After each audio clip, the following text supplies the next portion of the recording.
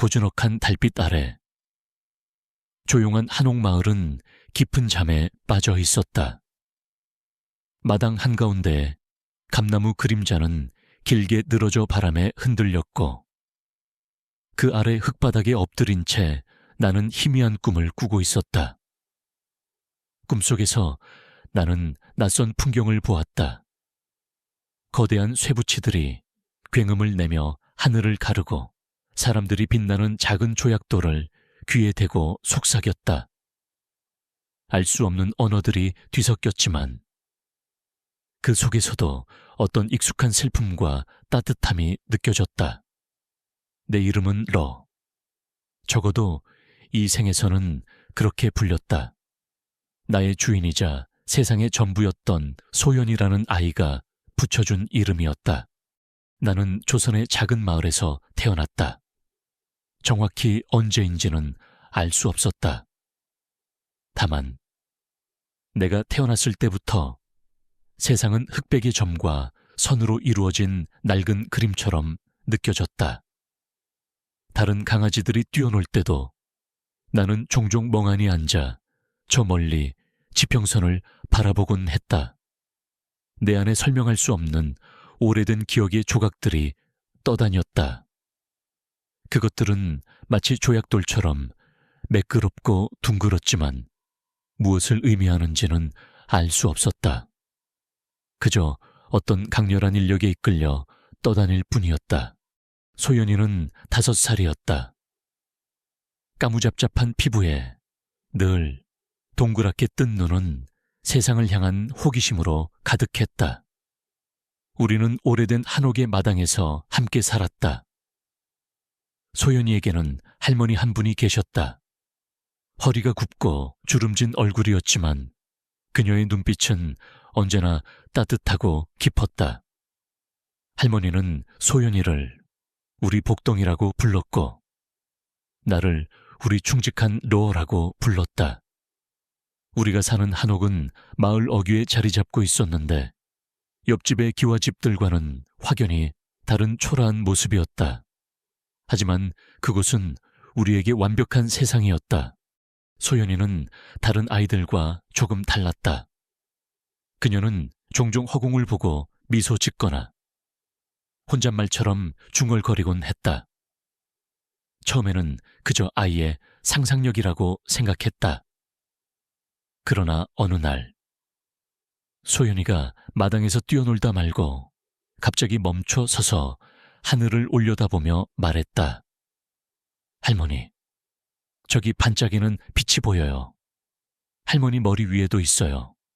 할머니는 아무것도 보이지 않는다는 듯 고개를 갸웃거렸지만 소연이의 눈은 확신에 차 있었다.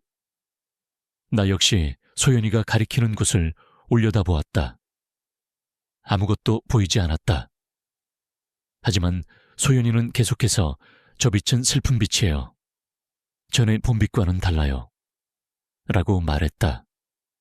그때부터 나는 소연이가 평범하지 않다는 것을 어렴풋이 짐작했다. 그녀는 다른 사람들에게는 보이지 않는 무언가를 보는 듯했다. 나는 그것이 아마도 사람들이 지닌 내면의 빛일 것이라고 생각했다. 그 빛은 사람의 감정이나 기억, 혹은 어떤 운명 같은 것을 담고 있는 듯했다. 소연이는 나를 가족처럼 여겼다. 아니, 어쩌면 나를 그 이상으로 생각했을지도 모른다. 그녀는 종종 내 귀에 대고 속삭였다. 러야, 너는 나랑 달라도 뭔가 특별해.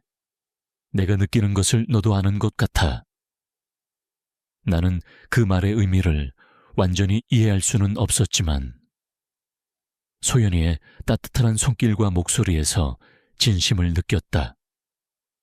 나는 그녀의 가장 친한 친구이자 비밀을 공유하는 유일한 존재였다.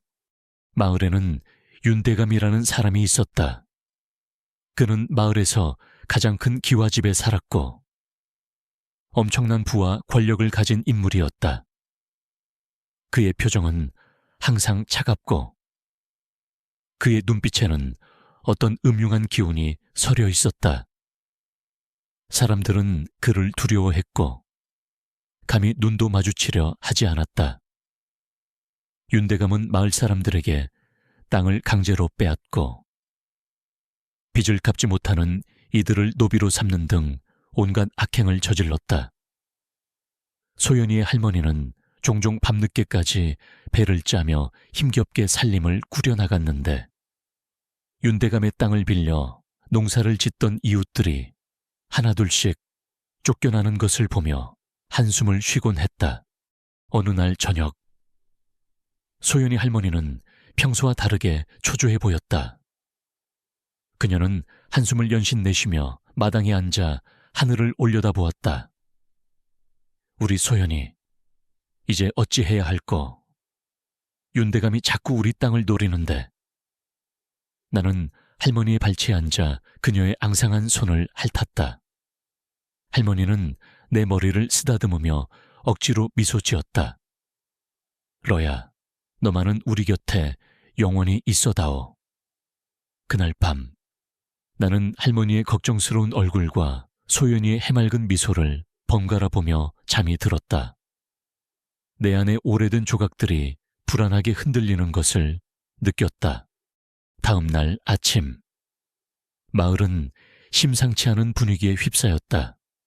윤대감의 하인들이 마을 어귀에 모여 사람들에게 무언가를 알리고 있었다. 소연이 할머니는 불안한 표정으로 그들의 말을 엿들었다. 윤대감이 우리 집에 있는 땅을 빼앗으려 한다는 소문이 파다했다. 우리 한옥은 마을 외곽에 작은 언덕에 있었는데 그곳은 물이 잘 흐르고 햇볕이 잘 드는 길지 지디였다. 윤대감은 그 길지를 탐내고 있었던 것이다. 며칠 후 윤대감의 사람들이 우리 집을 찾아왔다. 그들은 험악한 인상으로 할머니를 위협했다. 할머니는 온몸을 떨면서도 소연이를 품에 꼭 안고 버텼다. 나는 그들 앞을 막아서며 으르렁거렸다. 하지만 그들은 나를 발로 차 내던졌다. 나는 고통에 신음하면서도 할머니와 소연이에게서 시선을 떼지 않았다. 그때 윤대감이 직접 나타났다. 그는 비웃는 듯한 표정으로 할머니를 내려다보며 말했다. 늙은이가 고집도 세군. 이 땅은 이제 내 것이다. 순순히 물러나면 목숨이라도 살려주지. 할머니는 무릎을 꿇고 애원했다. 대감나리, 이 집은 저희 선조들이 대대로 살아온 곳입니다. 제발 저희에게 자비를 베풀어 주십시오. 그러나 윤대감은 들은 척도 하지 않았다. 그는 손짓으로 하인들에게 집을 부수라고 명령했다.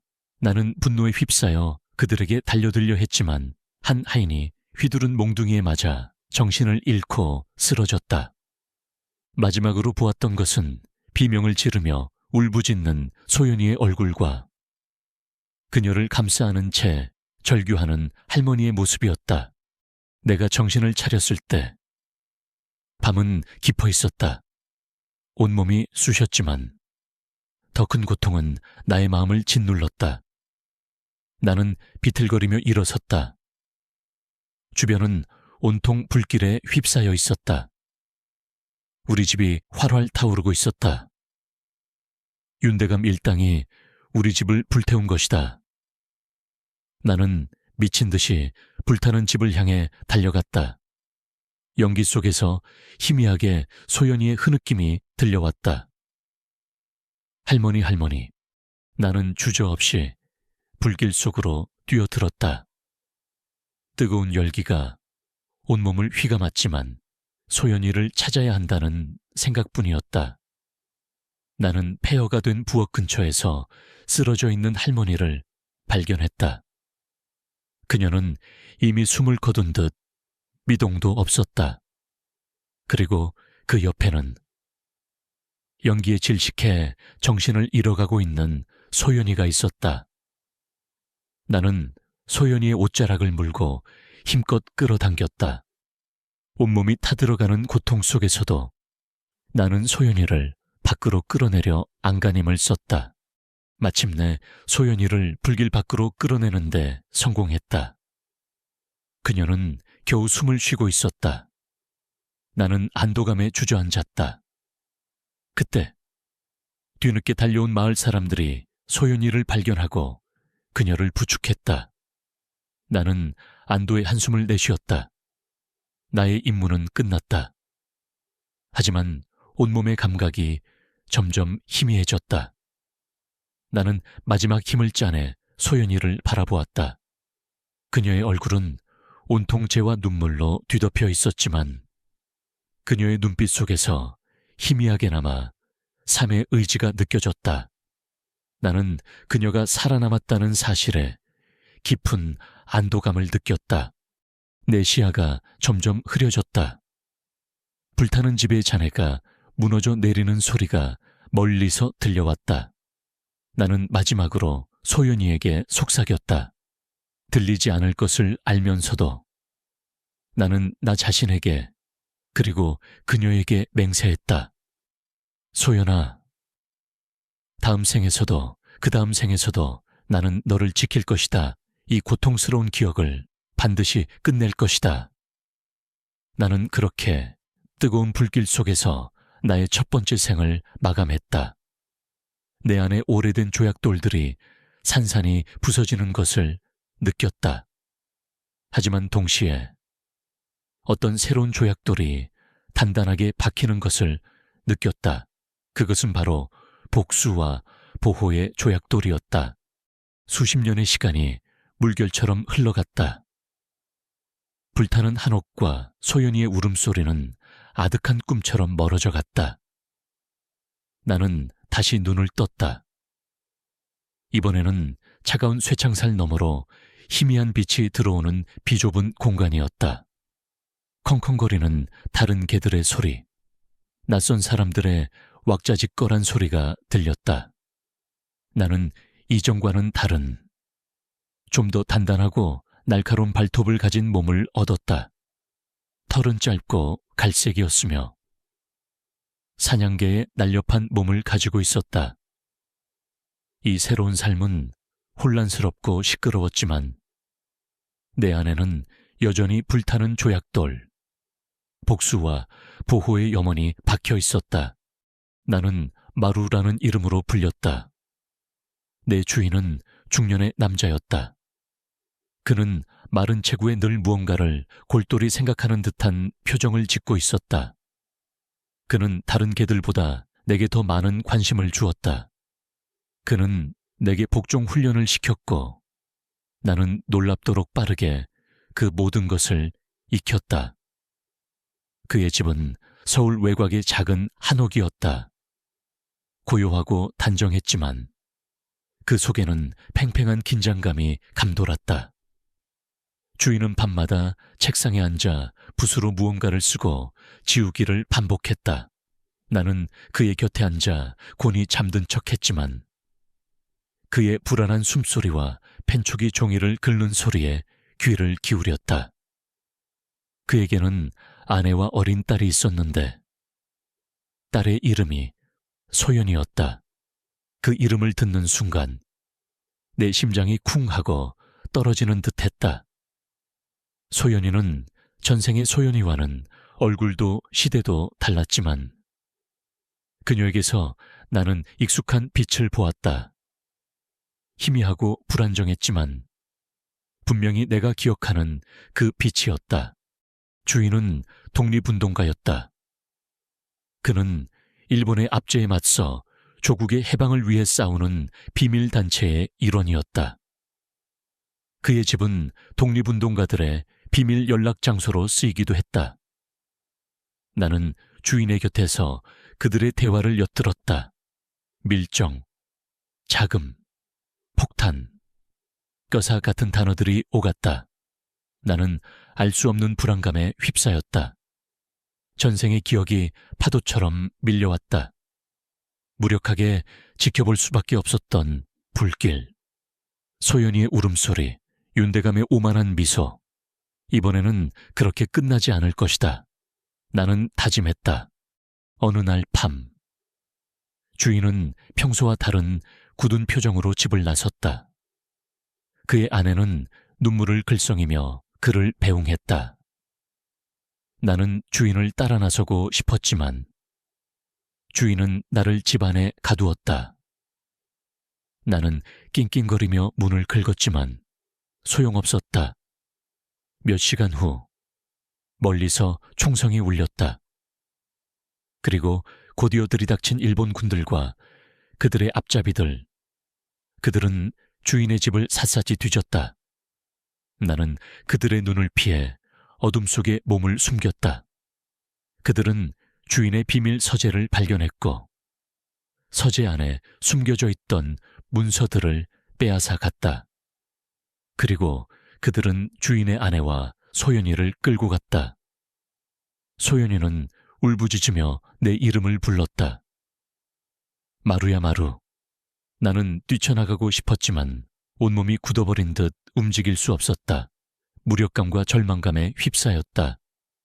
다시는 이런 무력함을 느끼지 않겠다고 다짐했는데 며칠 후 주인은 싸늘한 시신으로 돌아왔다. 그의 아내와 소연이는 행방불명이었다. 나는 주인의 시신 옆에서 밤새도록 엎드려 있었다. 그의 빛은 꺼져 있었다. 나는 분노에 휩싸였다. 이번에도 지키지 못했다. 나는 이대로 포기할 수 없었다. 주인의 죽음 이후 나는 홀로 남겨졌다. 마을 사람들은 일본군의 눈을 피해 내게 먹을 것을 던져주곤 했지만 아무도 나를 돌봐줄 엄두를 내지 못했다. 나는 매일 밤낮으로 마을을 헤매고 다녔다. 소연이의 빛을 찾아 헤맸다.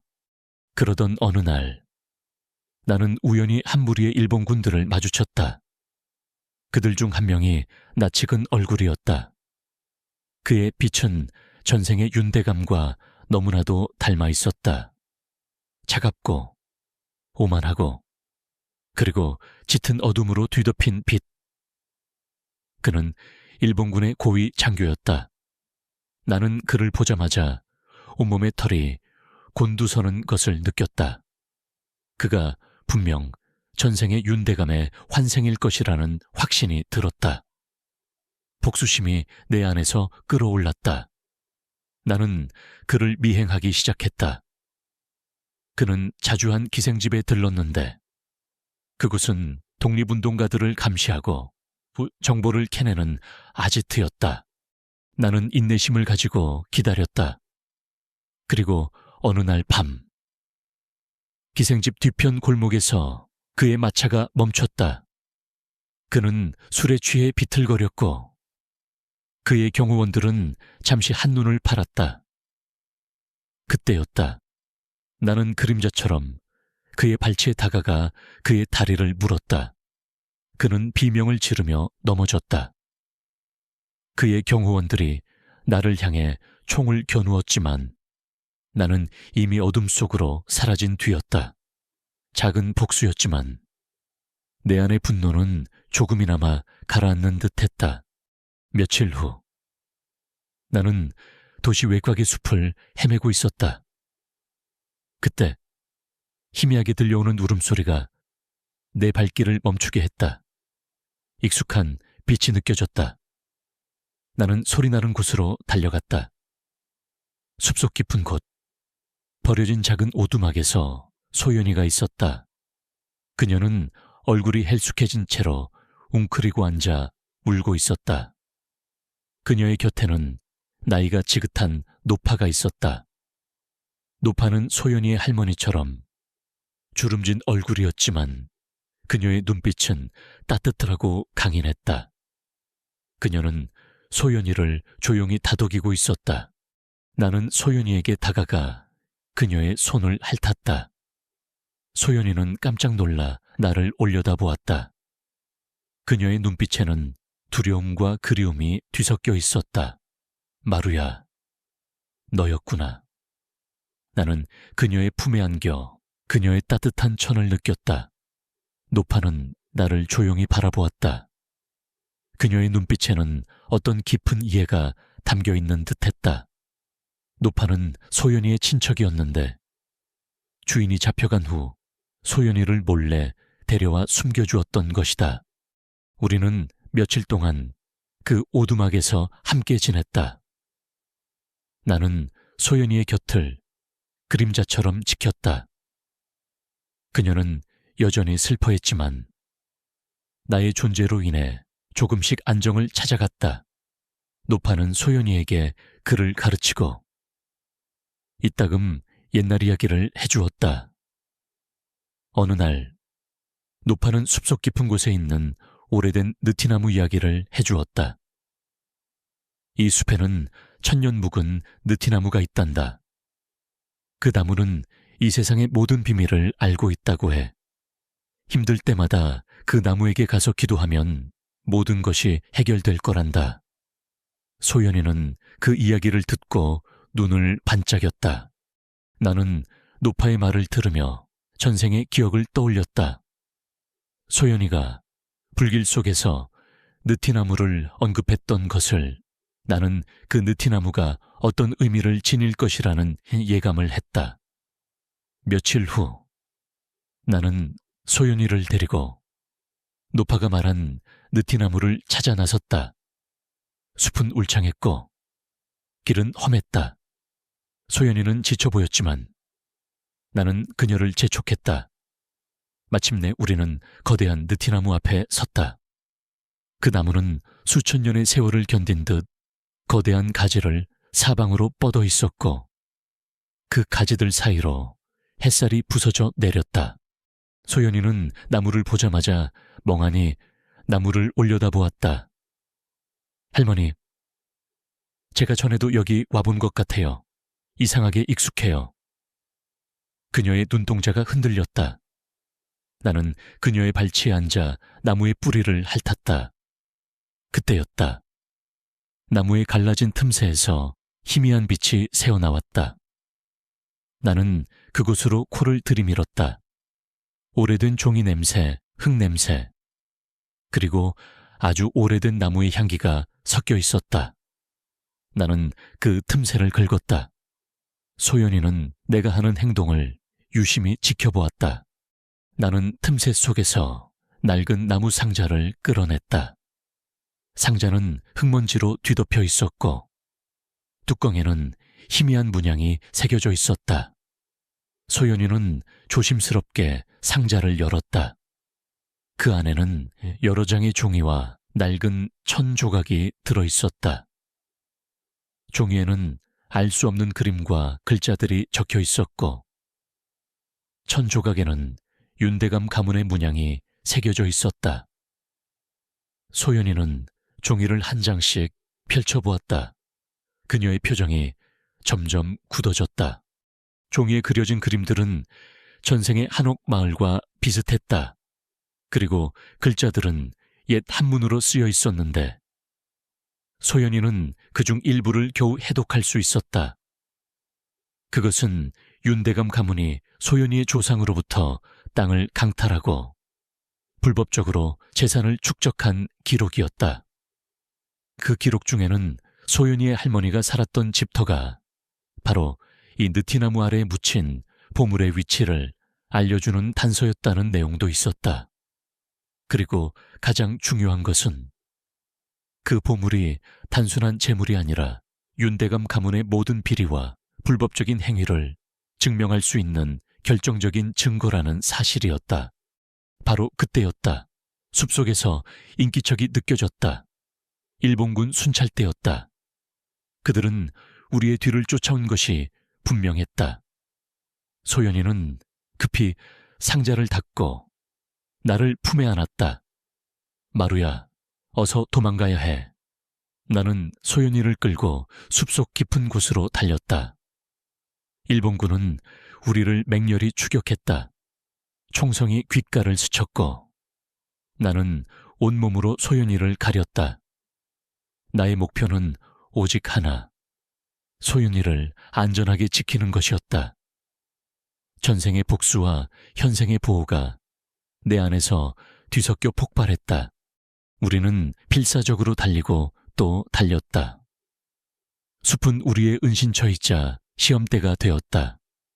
나는 소연이를 안전한 곳으로 이끌기 위해 내 모든 본능과 경험을 사용했다. 낡은 상자 속의 비밀은 이제 우리 둘만의 것이 아니었다. 그것은 조국의 독립을 향한 염원과 오랜 세월 동안 잊혔던 정의를 다시 세울 희망의 불씨가 될 것이었다. 나는 느꼈다. 이번 생은 단순한 우연이 아님을. 전생의 인연이 다시 얽히고 설켜 거대한 운명의 수레바퀴를 굴리고 있음을. 그리고 그 중심에는 언제나 내가 지켜야 할 소연이가 있었다. 숲을 벗어나자 우리는 허름한 민가들이 옹기종기 모여있는 작은 마을에 도착했다. 소연이는 지쳐 쓰러질 듯했지만 그녀의 눈빛은 전에 없던 결연함으로 빛나고 있었다. 나는 그녀의 발치에 앉아 헉헉거렸다. 내 몸은 상처투성이었고 다리에서는 피가 흘렀지만 마음은 그 어느 때보다 뜨거웠다. 우리는 노파의 집으로 돌아가지 않았다. 노파의 안전을 위해서였다. 우리는 마을 어귀의 낡은 여인숙에 몸을 숨겼다. 여인숙 주인은 우리를 수상한 눈빛으로 바라보았지만 소연이가 지친 기색으로 돈을 내밀자 더 이상 묻지 않았다. 낡은 상자 속의 문서는 우리의 유일한 희망이었다. 밤이 되자 소연이는 조심스럽게 문서를 펼쳤다. 어둠 속에서 그녀의 얼굴은 긴장감으로 가득했다. 나는 그녀의 무릎에 머리를 대고 누워 그녀의 불안한 숨소리에 귀를 기울였다. 문서에는 윤대감 가문의 역사가 적혀 있었다. 그들은 대대로 악랄한 방법으로 부를 축적했고 힘없는 백성들의 땅과 재산을 빼앗았다. 그리고 가장 중요한 내용은 그들이 독립운동가들의 자금을 몰래 빼돌려 일본군에게 넘기고 있었다는 사실이었다. 이는 주인을 죽음으로 몰고 간 직접적인 원인이었다. 소연이는 이를 악물었다. 마루야, 이 모든 것이 저 윤가놈들의 짓이었어. 우리 아버지를 그리고 내 가족을. 그녀의 목소리는 분노로 떨렸지만 동시에 결연함이 느껴졌다. 나는 그녀의 손을 핥으며 위로했다. 우리는 이 문서를 세상에 알려야 했다. 하지만 어떻게 윤대감 가문은 이제 윤성그룹이라는 거대 기업으로 성장해 막강한 권력을 휘두르고 있었다. 그들은 모든 것을 통제하고 있었다. 신문사, 경찰, 심지어 정부 고위 관료들까지 그들의 손아귀에 있었다. 며칠 동안 우리는 여인숙에 숨어 지냈다. 소연이는 밤낮으로 문서를 해독하고 나는 혹시 모를 침입에 대비해 문 밖에서 망을 보았다. 우리는 음식을 아껴 먹었고 최소한의 움직임만 보였다. 하지만 윤성그룹의 그림자는 점점 우리를 조여오고 있었다. 마을 곳곳에는 윤성그룹의 사설, 경비원들이 눈에 띄게 늘어났고 그들의 눈빛은 매서웠다. 그들은 분명 우리를 찾고 있었다. 어느 날 오후, 여인숙 주인이 다급한 목소리로 문을 두드렸다. 아가씨, 큰일 났어요. 윤성그룹 사람들이 들이닥쳤어요. 소연이는 얼굴이 새하얘졌다. 나는 즉시 문 밖으로 뛰쳐나가 그들의 움직임을 살폈다. 검은 양복을 입은 사내들이 여인숙을 애워싸고 있었다. 그들 중 한 명, 날카로운 눈매의 남자가 보였다. 그의 빛은 전생의 윤대감의 빛과 똑같았다. 더욱 어둡고 더욱 사악하게 빛나고 있었다. 그는 윤성그룹의 회장이자 윤대감의 후손인 윤태준이었다. 마루야, 이쪽으로. 소연이는 나를 부르며 뒷문으로 향했다. 우리는 필사적으로 여인숙을 빠져나왔다. 하지만 그들은 이미 우리의 도주 경로를 파악하고 있었다. 우리는 좁은 골목길을 이리저리 뛰어다녔다. 뒤에서는 추격자들의 발소리와 고함 소리가 들려왔다. 나는 소연이의 앞에서 길을 안내했다. 복잡한 골목길은 나의 전장이었다. 나는 후각과 청각을 이용해 그들의 움직임을 예측하고 소연이를 가장 안전한 길로 이끌었다. 도심 외곽에 버려진 창고에 다다랐을 때 우리는 더 이상 도망갈 곳이 없었다. 윤태준과 그의 부하들이 우리를 애워쌌다. 윤태준은 냉소적인 미소를 지으며 소연이를 바라보았다. 겨우 계집아이와 개 한 마리가 감히 윤성그룹에 맞서려 하다니. 어리석군. 그의 목소리는 차갑게 울렸다. 소연이는 나를 품에 꼭 안고 뒷걸음질 쳤다. 나는 소연이의 앞을 막아서며 으르렁거렸다. 나의 이빨은 그들을 향해 드러났고 나의 눈빛은 불타는 복수심으로 빛났다. 윤태준은 내 눈을 똑바로 응시했다. 그의 표정이 순간적으로 굳어지는 것을 보았다. 저 개, 어딘가 낯설지 않군. 전생의 기억이 너에게도 있는 건가? 그의 말이 내 귀에 선명하게 들렸다. 그 역시 전생의 기억을 가지고 있었다. 나는 놀라움과 함께 더욱 강렬한 분노를 느꼈다. 그가 나의 복수 대상임을 다시 한번 확신했다. 윤태준은 부하들에게 나를 먼저 처리하라고 명령했다. 저 개를 없애라. 부하들이 내게 달려들었다. 나는 그들에게 맹렬히 달려들어 맞섰다. 이빨로 그들의 다리를 물어뜯고 날카로운 발톱으로 그들의 얼굴을 핥히었다. 나는 마치 미친 듯이 싸웠다. 소연이를 지켜야 한다는 본능이 나를 움직였다. 하지만 그들은 수가 너무 많았다. 한 부하가 휘두른 쇠파이프가 내 머리를 강타했다. 나는 고통에 신음하며 쓰러졌다. 내 시야가 흐려졌지만 나는 소연이를 향해 손을 뻗는 윤태준의 모습을 보았다. 안 돼. 이번에는 반드시 막아야 해. 나는 마지막 힘을 짜내 비틀거리며 일어섰다. 윤태준은 소연이의 손에서 낡은 상자를 빼앗으려 하고 있었다. 나는 그의 다리를 향해 달려들었다. 윤태준은 놀라서 나를 발로 찼지만 나는 그의 다리에 매달려 떨어지지 않았다. 그는 균형을 잃고 비틀거렸다. 그때였다. 소연이가 나의 외침을 들은 듯 또는 나의 눈빛을 읽은 듯 기적처럼 상자를 놓치지 않고 꽉 움켜쥐었다. 그리고 그녀는 재빨리 창고 구석으로 몸을 던졌다. 나는 윤태준의 발에 차여 다시 쓰러졌다. 그는 나를 향해 총을 겨누었다. 이 짐승 같은 개 같으니라고. 감히 내 앞길을 막아. 그때 창고 문이 박살나면서 갑자기 경찰들이 들이닥쳤다. 그들은 윤성그룹의 사병들을 체포하기 시작했다. 윤태준은 당황한 표정으로 나를 노려보았다. 이게 어떻게 된 일이지?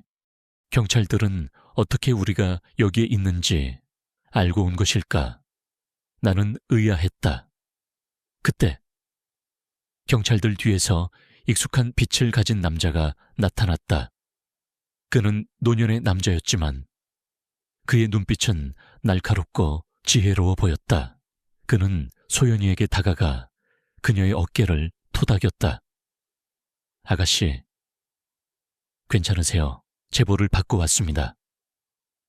그 남자는 바로 전생의 느티나무 밑에서 우리가 만났던 그 노파의 아들이었다. 노파는 우리가 위험에 처할 것을 직감하고 아들에게 연락을 취했던 것이다.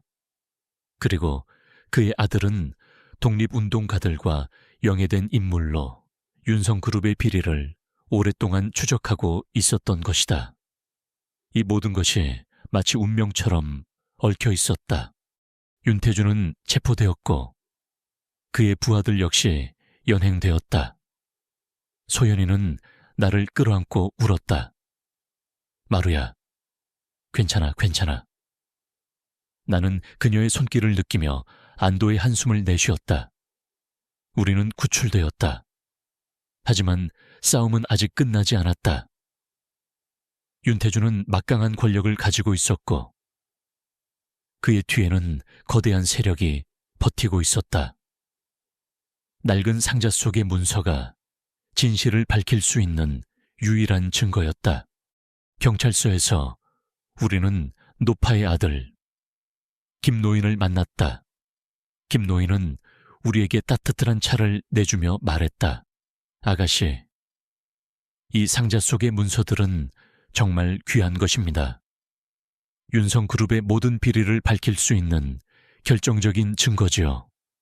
하지만 이것만으로는 부족합니다. 윤성그룹은 워낙 뿌리가 깊어서 더 많은 증거가 필요합니다.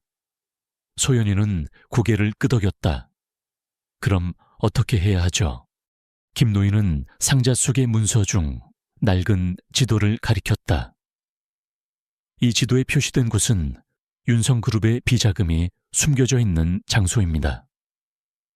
아마도 독립운동 자금을 빼돌린 돈이겠죠. 그리고 그곳에는 윤태준이 자신의 조상으로부터 물려받은 또 다른 비밀 문서가 있을 겁니다. 그것이 모든 것을 끝낼 수 있는 열쇠가 될 겁니다. 소연이의 눈빛이 흔들렸다. 거기가 어디죠? 김노인은 지도를 소연이에게 내밀었다. 지도에는 서울 외곽에 버려진 광산이 표시되어 있었다. 그곳은 전생의 윤대감이 불법적으로 광물을 채취했던 곳과 묘하게 겹쳐 보였다. 나는 김노인의 옆에 앉아 그의 손을 핥았다. 그는 나의 머리를 쓰다듬으며 말했다. 이 개는 정말 영특하군. 마치 사람의 말을 알아듣는 것 같아. 나는 그의 따뜻한 손길에 마음이 놓였다. 그는 우리의 편이었다. 그는 우리가 진실을 밝히는 것을 도울 것이다.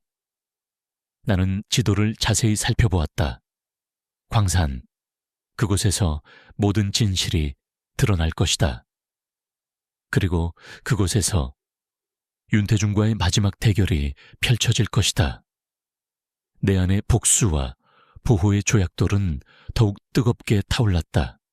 김노인의 도움으로 우리는 서울 외곽의 버려진 광산으로 향했다. 광산 입구는 녹슨 철문으로 굳게 잠겨 있었고 주변은 을씨년스러운 적막감에 휩싸여 있었다. 폐광된 지 오래라지만 알 수 없는 음산한 기운이 감돌았다. 나는 소연이의 옆에서 잔뜩 경계하며 주위를 살폈다. 나의 후각은 흙과 쇠붙이, 냄새 외에도 희미하게 사람의 그림자를 감지하고 있었다. 어둠 속에 숨어있는 누군가가 우리를 지켜보고 있는 듯한 불길한 예감이었다. 김노인은 손전등을 비추며 조심스럽게 철문을 열었다. 이곳은 윤성그룹의 조상들이 불법적으로 광물을 채굴하던 곳이었습니다. 많은 노동자들이 이곳에서 죽어갔고 그들의 한이 서린 곳이기도 하지요. 그 비자금과 비밀 문서가 이곳에 숨겨져 있다는 소문이 파다했습니다. 그의 목소리는 낮고 진중했다. 소연이는 굳은 표정으로 고개를 끄덕였다. 그녀의 눈빛은 두려움보다는 결의로 가득 차 있었다. 우리는 좁고 어두운 갱도 속으로 발을 내디뎠다. 습하고 차가운 공기가 폐부를 찔렀다. 천장에서는 물방울이 뚝뚝 떨어지는 소리가 고요함을 깼다. 갱도 깊숙이 들어갈수록 빛은 사라지고 오직 김노인의 손전등 불빛만이 길을 밝혀주었다. 나는 코를 킁킁거리며 주변을 탐색했다. 오래된 먼지 냄새, 곰팡이 냄새, 그리고 희미하게 풍겨오는 소의 비린내가 코끝을 스쳤다. 갑자기 갱도 저편에서 희미한 발소리가 들려왔다. 나는 즉시 으르렁거리며 소연이와 김노인의 앞을 막아섰다. 김노인은 손전등을 발소리가 나는 쪽으로 비추었다. 어둠 속에서 두 개의 눈이 번뜩였다. 윤태준의 부하들이었다. 그들은 우리가 이곳으로 올 것을 미리 알고 매복해 있었던 것이다. 저 개와 계집애를 잡아라. 절대로 그 문서를 손에 넣게 해서는 안 된다. 그들의 우두머리가 소리쳤다. 우리는 공격당했다. 나는 소연이와 김노인을 보호하기 위해 필사적으로 싸웠다. 좁은 갱도 안에서 나의 몸놀림은 더욱 민첩해졌다.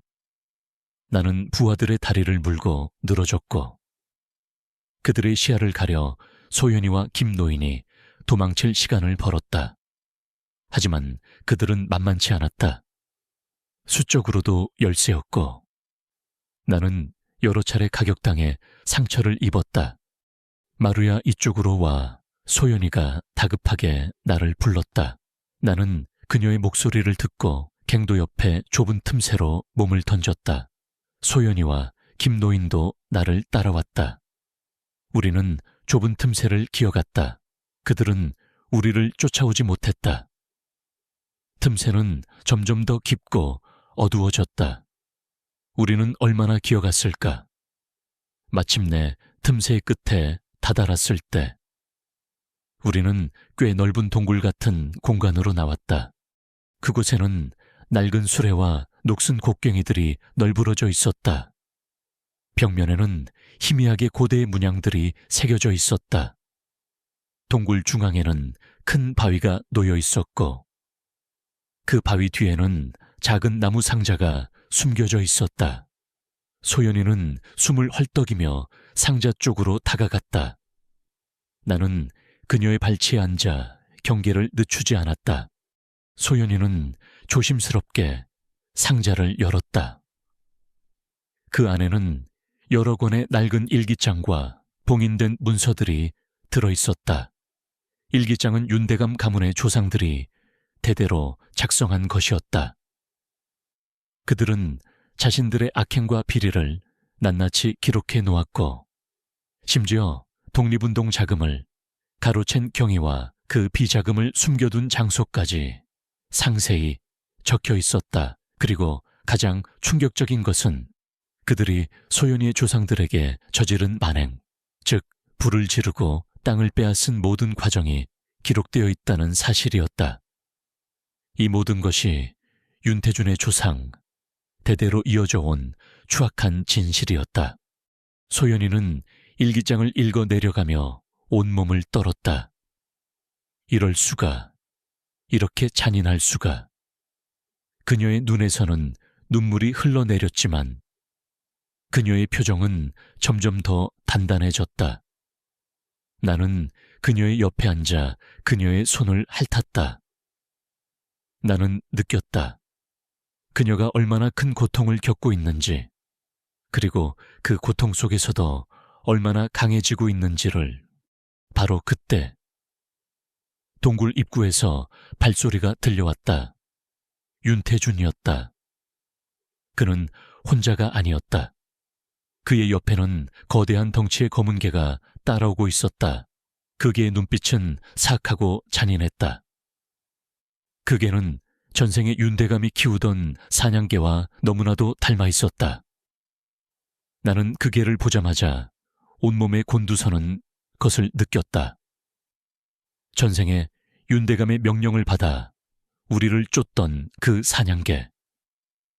그 개 역시 윤대감과 함께 윤회하여 현생에까지 나타난 것이다. 윤태준은 비웃으며 말했다. 결국 여기까지 기어들어 왔군. 어리석은 것들, 네가지 것들이 감히 내 가문의 비밀을 파헤치려 하다니. 그의 목소리는 동굴 안에 음산하게 울려 퍼졌다. 소연이는 일기장을 품에 꼭 안고 윤태준을 노려보았다. 당신들의 추악한 진실은 반드시 세상에 밝혀질 거예요. 웃기는 소리. 윤태준은 그의 검은 개에게 명령했다. 물어뜯어라 저 계집아이와 그 개의 목을. 검은 개가 맹렬히 내게 달려들었다. 나는 그 개를 향해 맞섰다. 두 마리의 개가 어둠 속에서 격렬하게 싸웠다. 나는 전생의 복수심으로 가득 차 있었다. 그 개는 나의 적이었고 나는 반드시 그를 제압해야 했다. 우리는 서로를 물어뜯고 핥히었다. 갱도 안에는 우리의 거친 숨소리와 신음소리만이 울려 퍼졌다. 소연이는 김노인과 함께 나를 응원했다. 김노인은 손전등을 비추며 우리의 싸움을 지켜보았다. 윤태준은 그 틈을 타 소연이에게 다가가 일기장을 빼앗으려 했다. 김노인은 윤태준의 앞을 막아섰다. 이 비열한 놈 더 이상 죄를 짓지 마라. 윤태준은 김노인을 밀쳐 넘어뜨리고 소연이에게 달려들었다. 나는 검은 개와 싸우면서도 소연이에게서 시선을 떼지 않았다. 윤태준의 손이 소연이의 일기장을 향하는 순간 나는 검은 개의 목덜미를 물고 힘껏 내던졌다. 검은 개는 비명을 지르며 바위에 부딪혀 쓰러졌다. 나는 즉시 윤태준을 향해 달려들었다. 윤태준은 놀라서 나를 향해 총을 겨누었지만 나는 이미 그의 팔을 물고 있었다. 그의 손에서 총이 떨어져 나갔다. 이 짐승 같은 개 같으니라고. 윤태준은 고통에 신음하며 나를 발로 찼다. 나는 그의 다리에 매달려 떨어지지 않았다. 그때였다. 갱도 저편에서 다시 발소리가 들려왔다. 이번에는 경찰들이었다. 김노인이 미리 연락을 취해둔 것이 분명했다. 그들은 윤태준의 부하들과 교전하며 갱도 안으로 진입하고 있었다. 윤태준은 당황한 표정으로 나를 노려보았다. 그는 마지막 발악으로 나를 떼어내려 했지만 나는 그의 팔을 놓지 않았다. 경찰들이 들이닥치자 윤태준은 결국 체포되었다. 그의 부하들 역시 모두 붙잡혔다. 검은 개는 쓰러진 채 미동도 없었다. 나는 그 개를 돌아보았다. 그의 눈빛에서 더 이상 사악한 빛은 찾아볼 수 없었다. 그저 공허함만이 남아있었다. 소연이는 나에게 달려와 나를 끌어안았다. 마루야, 네가 또 나를 살렸어. 정말 고마워. 그녀의 목소리는 울먹였다. 나는 그녀의 따뜻한 손길을 느끼며 안도감에 눈을 감았다. 김노인도 다가와 나의 머리를 쓰다듬었다. 장하구나. 마루야, 네 덕분에 이 모든 진실이 밝혀질 수 있게 되었어. 우리는 광산을 나와 경찰서로 향했다. 일기장과 문서들은 경찰에 제출되었고 그 증거들은 윤성그룹의 모든 비리와 윤태준의 죄를 증명하기에 충분했다. 언론은 이 사건을 대서특필했고 윤성그룹은 순식간에 추락했다. 윤태준은 법의 심판을 받게 되었고 그의 거대한 제국은 산산조각 났다. 오랜 세월 동안 억압받고 고통받았던 사람들의 한이 비로소 풀리는 순간이었다. 나는 소연이의 옆에서 모든 것을 지켜보았다. 그녀의 얼굴에는 평화로운 미소가 드리워져 있었다. 그녀는 더 이상 슬픔이나 두려움에 갇혀 있지 않았다. 나는 나의 임무를 완수했다. 전생의 복수와 현생의 보호, 이 모든 것이 나의 존재 이유였다. 하지만 내 안의 오래된 조약돌들은 여전히 남아있었다. 그것들은 이제 평화와 사랑의 조약돌로 변해 있었다. 김노인은 소연이에게 다가와 말했다. 아가씨, 이제 평안을 찾으셨으니 앞으로는 하고 싶은 일을 하며 사세요. 당신의 아버지가 바라셨던 삶을 사세요. 소연이는 김노인의 손을 잡고 고개를 끄덕였다. 그녀의 눈빛은 미래를 향한 희망으로 가득 차 있었다. 나는 소연이의 발치에 앉아 그녀의 얼굴을 올려다보았다. 그녀의 빛은 이제 더욱 밝고 따뜻하게 빛나고 있었다. 윤성그룹의 몰락과 윤태준의 구속은 대한민국 사회에 큰 파장을 불러일으켰다. 언론은 연일 이 사건을 보도했고 윤성그룹의 추악한 비리와 독립운동 자금 횡령, 사실은 온 국민의 공분을 샀다. 나는 소연이의 곁에서 이 모든 변화를 지켜보았다. 그녀는 이제 더 이상 어둠 속에 숨어 지내던 연약한 소녀가 아니었다. 그녀는 진실을 밝힌 용감한 증인이자 새로운 시대의 희망을 상징하는 인물이 되었다. 하지만 내 안의 평화와 사랑의 조약돌은 여전히 불안하게 흔들리고 있었다. 나의 전생의 사냥개가 쓰러졌을 때 느꼈던 공허함. 그것은 윤태준이 쓰러졌을 때도 느껴졌다. 복수가 과연 모든 것을 해결해 줄 수 있을까? 소연이는 김노인과 함께 지내며 새로운 삶을 시작했다. 김노인은 그녀에게 역사와 사회에 대한 지식을 가르쳤고, 소연이는 독립운동가들의 정신을 이어받아 미래를 위한 활동에 적극적으로 참여하기 시작했다. 나는 늘 소연이의 그림자처럼 곁을 지켰다. 그녀가 강연을 할 때도, 시위 현장에 나설 때도 나는 그녀의 발치에 앉아 그녀의 모든 순간을 함께했다. 사람들은 나를 소연이의 수호견이라 불렀고 나는 그 이름에 걸맞게 그녀를 보호하기 위해 모든 감각을 곤두세웠다. 하지만 윤성그룹의 잔당들은 여전히 존재했다. 그들은 윤태준의 몰락을 쉽게 받아들이지 않았다. 윤성그룹의 숨겨진 비자금과 권력 네트워크는 여전히 암암리에 활동하고 있었다. 나는 종종 그들의 불길한 빛을 감지하곤 했다. 그들은 복수를 꿈꾸고 있었고 그 복수의 칼날은 소연이를 향하고 있었다. 어느 날 밤, 소연이는 독립운동가 기념 강연을 마치고 돌아오는 길이었다. 나는 그녀의 옆을 걷고 있었다. 골목은 어둡고 인적이 드물었다. 갑자기 어둠 속에서 여러 명의 그림자가 튀어나왔다. 그들은 검은 옷을 입고 얼굴을 가리고 있었다. 나는 즉시 으르렁거리며 소연이의 앞을 막아섰다. 그들의 빛은 차갑고 잔인했다.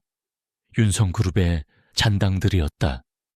내년이 감히 윤성그룹을 무너뜨려 대가를 치르게 될 것이다. 그들은 소리쳤다. 나는 그들을 향해 맹렬히 달려들었다. 이빨과 발톱을 이용해 그들에게 맞섰다. 하지만 그들은 칼을 휘두르고 몽둥이를 휘둘렀다. 나는 여러 차례 칼에 베이고 몽둥이에 맞아 쓰러졌다. 피가 낭자했지만 나는 포기할 수 없었다. 소연이를 지켜야 한다는 본능이 나를 움직였다. 소연이는 비명을 지르며 나를 끌어안았다. 마루야, 안 돼, 그만해. 그녀는 나의 몸을 감싸 안고 나를 보호하려 했다. 하지만 그들은 우리에게 무자비하게 폭력을 휘둘렀다. 나는 고통에 신음하면서도 소연이의 얼굴을 올려다보았다. 그녀의 눈빛은 절망으로 가득 차 있었다. 나는 나의 마지막 힘을 짜내 그녀에게 속삭였다. 들리지 않을 것을 알면서도 나는 그녀에게 희망을 불어넣어 주고 싶었다.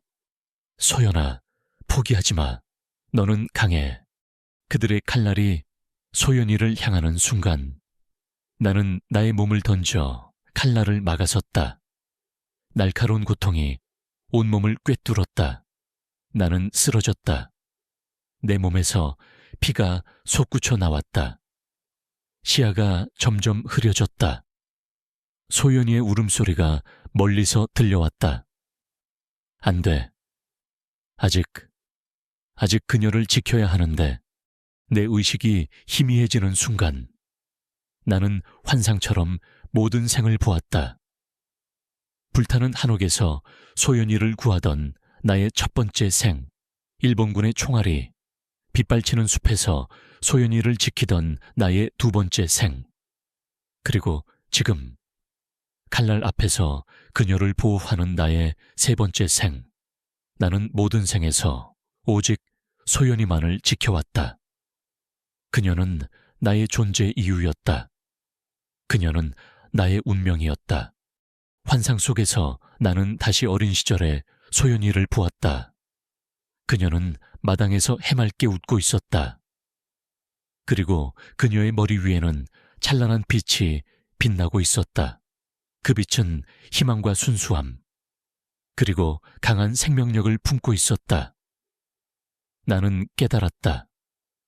내가 지켜야 할 것은 단순한 생명이 아니라 그녀가 지닌 이 빛이라는 것을. 이 빛은 세상을 더 나은 곳으로 만들 수 있는 힘을 지니고 있었다. 그리고 나는 윤태준의 빛을 보았다. 어둡고 탁하며 모든 것을 집어삼키려는 듯한 사악한 빛. 그 빛은 그의 조상으로부터 대대로 이어져 온 저주와도 같았다. 나는 복수가 이 빛을 완전히 없앨 수 없다는 것을 깨달았다. 진정한 승리는 어둠을 파괴하는 것이 아니라 빛을 지키는 것임을. 내 몸은 점점 차가워졌다. 소연이의 울음소리가 점점 멀어져 갔다. 그때 희미하게 빛나는 어떤 조약돌이 내 안에서 솟아나는 것을 느꼈다. 그것은 내가 지켜왔던 모든 생의 기억, 모든 사랑, 그리고 모든 희망이 응축된 것이었다. 그 조약돌은 내게 마지막 힘을 주었다. 나는 나의 마지막 힘을 짜내 나의 목에 걸려있던 작은 목걸이를 물고 소연이의 손에 올려놓았다. 그것은 어릴 적 소연이가 직접 만들어준 나의 이름이 새겨진 나무 조각이었다. 소연아, 잊지 마. 너는 혼자가 아니야. 그때 멀리서 사이렌 소리가 들려왔다. 그들은 놀라서 도망쳤다. 소연이는 나를 끌어안고 울부짖었다. 마루야, 마루야, 눈을 떠 제발. 그녀의 눈물은 나의 몸에 떨어졌고 나는 그 따뜻함 속에서 마지막 숨을 내쉬었다. 나의 빛은 점점 희미해졌다. 하지만 나는 후회하지 않았다. 나의 마지막 순간까지 그녀를 지켰으니까. 나의 모든 생이 그녀를 위해 존재했으니까. 나는 어둠 속으로 가라앉았다. 나의 빛은 완전히 사라졌다. 하지만 동시에 나는 느꼈다. 나의 조약돌이 소연이의 손에서 빛나고 있음을. 나의 모든 기억과 사랑이 그 조약돌 안에 담겨 소연이에게 전해지고 있음을. 나는 그녀에게 마지막 메시지를 전한 것이다. 너는 강하고 너는 혼자가 아니며 너는 이 세상의 빛을 지켜야 한다. 나는 어둠 속에서 표류했다. 시간과 공간의 개념이 사라진 듯 했다. 전생의 모든 기억이 파편처럼 흩어졌다가 다시 모이는 과정을 반복했다. 소연이의 미소, 할머니의 따뜻한 손길, 주인의 결연한 눈빛, 김노인의 지혜로운 목소리, 그리고 윤대감과 윤태준의 차가운 눈빛. 그 모든 것이 뒤섞여 거대한 그림을 그렸다. 나는 깨달았다. 나의 존재는 단순히 한 마리의 개가 아니라 시대를 초월하여 사랑과 희망, 그리고 정의를 지키는 존재였음을. 나의 빛은 꺼지지 않았다. 단지 새로운 형태로 다시 태어날 준비를 하고 있었다. 소연이는 나의 죽음 앞에서 절규했다. 그녀의 품에서 나의 몸은 점점 차가워졌고 그녀는 마치 세상이 무너진 듯 울부짖었다. 그때였다. 그녀의 손에 쥐어 있던 나의 목걸이. 나의 이름이 새겨진 작은 나무 조각이 희미하게 빛나기 시작했다. 그 빛은 따뜻하고 부드러웠지만 동시에 강렬한 생명력을 품고 있었다. 소연이는 놀라서 목걸이를 바라보았다. 그 빛은 그녀의 마음속 깊이 스며들어 나의 마지막 메시지를 전달하는 듯했다. 너는 혼자가 아니야. 너는 강해. 그리고 너는 이 세상의 빛을 지켜야 해. 나의 죽음은 소연이에게 엄청난 고통을 주었지만 동시에 그녀를 더욱 강하게 만들었다. 그녀는 나의 희생이 헛되지 않도록 모든 것을 걸기로 결심했다. 그녀는 나의 목걸이를 소중히 간직한 채 윤성그룹 잔당들에게 복수하고 그들의 뿌리를 완전히 뽑아낼 계획을 세웠다. 그녀는 김노인에게 모든 것을 털어놓았다. 김노인은 슬퍼하면서도 소연이의 결심을 지지했다. 마루는 정말 특별한 개였습니다. 그의 희생이 헛되지 않도록 우리가 해야 할 일이 있습니다. 김노인은 그렇게 말하며 소연이의 어깨를 다독였다. 김노인은 독립운동가들과 연계된 인맥을 총동원하여 윤성그룹 잔당들의 움직임을 추적하기 시작했다. 그들은 윤태준의 몰락에도 불구하고 여전히 막강한 재력과 권력을 가지고 암암리에 활동하고 있었다. 그들은 자신들의 비밀 비자금을 해외로 빼돌리려 하고 있었고 그 과정에서 윤성그룹의 마지막 남은 수뇌부들이 모일 계획을 세우고 있었다. 소연이는 나의 죽음 이후 며칠 동안 식음을 전폐했다. 하지만 그녀는 나의 목걸이를 보며 다시 일어섰다. 그녀는 내가 그녀에게 준 마지막 선물, 즉 희망과 용기를 받아들였다. 그녀는 김노인과 함께 윤성그룹 잔당들의 마지막 모임을 급습할 계획을 세웠다. 그 모임은 서울 외곽의 오래된 고급 별장에서 은밀하게 진행될 예정이었다. 결전의 날, 소연이는 김노인과 함께 별장으로 향했다. 나는 그녀의 옆에 없었지만 나의 빛은 그녀의 목걸이에서 따뜻하게 빛나고 있었다. 그것은 그녀에게 힘과 용기를 불어넣어 주었다. 별장은 삼엄한 경비 속에 둘러싸여 있었다. 윤성그룹의 사설 경비원들이 곳곳에 배치되어 있었고 그들의 눈빛은 매서웠다. 소연이는 김노인이 만들어준 독립운동가들의 비밀 통로를 이용해 별장 안으로 잠입했다. 별장 안은 예상대로 윤성그룹의 마지막 수뇌부들이 모여 있었다. 그들은 자신들의 죄를 반성하기는커녕 해외로 도피하여 새로운 시작을 꿈꾸고 있었다. 소연이는 숨어서 그들의 대화를 엿들었다. 그들은 자신들의 비자금을 해외 은행으로 옮기는 마지막 단계에 대해 이야기하고 있었다. 그리고 그들의 대화 속에서 나는 충격적인 사실을 알게 되었다. 윤태준에게는 숨겨진 동생이 있었다. 그 동생은 윤성그룹의 모든 비자금을 관리하고 있었으며 윤태준의 몰락 이후 그룹을 재건하려 하고 있었다. 그는 윤태준보다 더욱 교활하고 잔인한 인물이었다. 그의 빛은 윤태준의 빛보다 훨씬 더 어둡고 차가웠다. 소연이는 그들의 대화를 녹음하고 증거를 확보하기 위해 움직였다. 하지만 그녀는 발각되었다. 윤성그룹의 경비원들이 그녀를 향해 달려들었다. 소연이는 필사적으로 도망쳤다. 그녀는 내가 없는 상황에서 혼자 그들을 상대해야 했다. 그녀는 내가 가르쳐준 대로 좁은 공간을 이용하고 장애물을 넘어뜨려 그들을 따돌렸다. 하지만 그들은 끈질기게 그녀를 추격했다.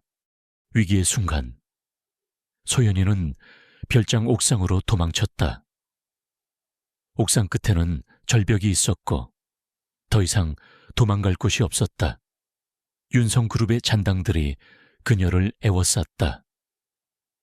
그들 중 윤태준의 동생 윤진우가 섬뜩한 미소를 지으며 소연이에게 다가왔다.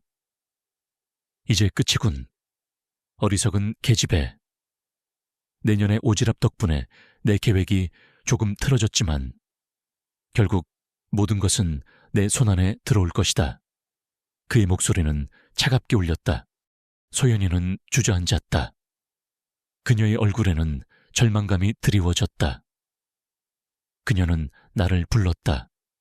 마루야, 마루야. 그때 그녀의 목에 걸려있던 나의 목걸이가 더욱 강렬하게 빛나기 시작했다. 그 빛은 마치 심장처럼 뛰는 듯했다. 그리고 그 빛 속에서 나는 다시 태어났다. 나는 윤진우의 발치에 나타났다. 처음에는 희미한 빛의 형태로, 그리고 점차 선명한 개의 형상으로. 나는 전생의 모습 그대로 갈색 털의 사냥개 마루였다. 하지만 이번에는 육체가 없는 영적인 존재였다. 윤진우와 그의 부하들은 나를 보고 경악했다.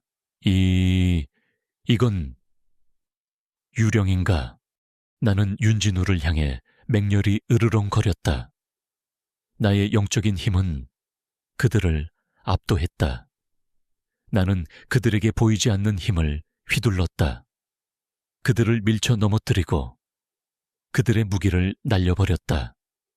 그들은 공포에 질려 비명을 지르며 뒷걸음질 쳤다. 소연이는 눈물을 흘리며 나를 바라보았다. 마루야, 네가 돌아온 거야. 나는 그녀의 발치에 앉아 그녀의 손을 핥았다. 그녀의 따뜻한 눈물이 나의 영적인 몸을 통과했지만 나는 그녀의 사랑을 느낄 수 있었다. 나의 존재는 그녀에게 마지막 힘을 불어넣어 주었다. 소연이는 일어섰다. 그녀의 눈빛은 다시 결의로 빛났다. 당신들은 절대로 도망칠 수 없어요. 진실은 반드시 승리할 거예요. 소연이는 그렇게 외치며 별장 안으로 도망쳤다. 나는 윤진우와 그의 부하들을 막아섰다. 나는 그들을 공격하고 방해하며 소연이가 도망칠 시간을 벌었다. 나의 영적인 힘은 그들에게 실질적인 피해를 줄 수는 없었지만 그들을 공포에 질리게 하고 혼란에 빠뜨리기에 충분했다. 소연이는 별장 안에서 경찰과 김노인이 도착할 때까지 시간을 벌었다. 마침내 경찰 사이렌 소리가 들려왔고 김노인과 함께 경찰 병력들이 별장 안으로 들이닥쳤다. 윤진우와 그의 부하들은 당황하여 도망치려 했지만 이미 모든 출구는 봉쇄되었다. 그들은 결국 모두 체포되었다. 윤성그룹의 모든 비리와 음모가 세상에 낱낱이 밝혀졌다. 윤진우는 윤태준보다 더 큰 죄를 지었고 그는 엄중한 법의 심판을 받게 되었다. 나는 소연이의 옆에 서서 이 모든 것을 지켜보았다. 나의 임무는 비로소 완수되었다. 그녀는 이제 더 이상 나의 보호를 필요로 하지 않았다. 그녀는 스스로 빛을 지키는 존재가 되었다. 나는 그녀의 어깨에 기대어 나의 빛을 그녀에게 보냈다. 그것은 나의 마지막 작별 인사였다. 윤진우를 비롯한 윤성그룹의 잔당들이 모두 검거되자 비로소 세상은 평화를 되찾았다. 언론은 윤성그룹의 추악한 역사를 낱낱이 파헤쳤고 그들의 비리와 악행은 법의 심판을 받았다. 소연이는 이 모든 과정의 중심에 있었다. 그녀는 용감한 증인이자 정의를 실현하는 상징이 되었다. 나는 영적인 존재가 되어 그녀의 곁을 지켰지만 이제 나의 존재는 더 이상 그녀에게 실질적인 보호를 제공할 필요가 없었다. 그녀는 스스로 빛을 지키고 그 빛을 세상에 퍼뜨리는 존재가 되었으니까 나는 소연이의 옆에서 그녀의 새로운 삶을 지켜보았다. 그녀는 대학에 진학하여 법학을 공부하기 시작했다. 불의에 맞서 싸우고 힘없는 자들을 돕는 변호사가 되겠다는 꿈을 품었다. 그녀는 강연을 통해 사람들에게 희망을 불어넣었고 그녀의 이야기는 많은 이들에게 용기와 위로가 되었다. 그녀의 빛은 이제 더욱 찬란하게 빛났다. 그것은 단순한 개인의 빛이 아니라 온 세상을 밝히는 등대와 같았다. 나는 점차 나의 영적인 형태를 유지하기 어려워졌다. 나의 임무는 끝났고 나의 영혼은 다음 생을 향해 나아가야 했다. 하지만 나는 소연이 곁을 떠나고 싶지 않았다. 그녀의 행복한 미소를 보는 것이 나의 마지막 소원이었다. 나는 그녀의 꿈속에 나타나 그녀에게 마지막 인사를 건넸다. 그녀는 꿈속에서 나를 보고 눈물을 흘리며 나를 끌어안았다. 마루야, 가지마. 나를 떠나지마. 나는 그녀의 따뜻한 눈물을 느끼며 속삭였다. 나는 언제나 네 곁에 있을 거야. 걱정 마. 너는 이제 혼자가 아니야. 나는 그녀의 꿈속에서 나의 모든 생을 보여주었다. 불타는 한옥에서 그녀를 구하던 어린 너의 모습, 일본군에게 쫓기던 마루의 모습, 그리고 마지막 순간 그녀를 지키려 애썼던 나의 모습. 그녀는 모든 것을 기억해냈다. 그녀는 나의 희생과 사랑을 깨달았다. 꿈에서 깨어난 소연이는 나의 목걸이를 꽉 쥐고 눈물을 흘렸다. 하지만 그녀의 눈물은 슬픔의 눈물이 아니었다. 그것은 깨달음과 감사의 눈물이었다. 며칠 후 소연이는 김노인과 함께 조용한 공원을 산책하고 있었다. 나는 그녀의 옆에서 그녀를 지켜보았다. 그녀는 이제 완전히 평화를 찾은 듯했다. 그때 그녀의 시선이 공원 벤치에 앉아있는 한 젊은 남자에게 닿았다. 그는 손에 작은 스케치북을 들고 그림을 그리고 있었다. 그의 옆에는 검은색 리트리버 강아지가 앉아 있었는데 그 강아지의 눈빛은 묘하게 익숙했다.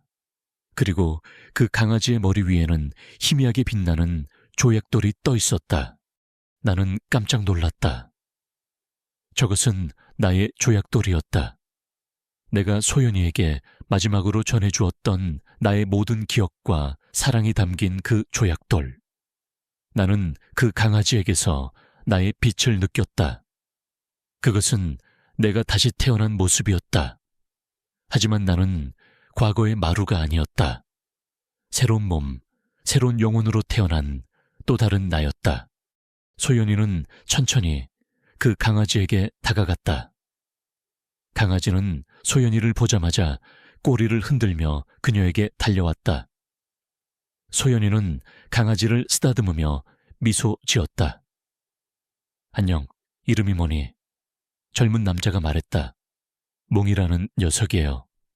얼마 전에 유기견 보호소에서 데려왔는데 이상하게 낯설지가 않네요.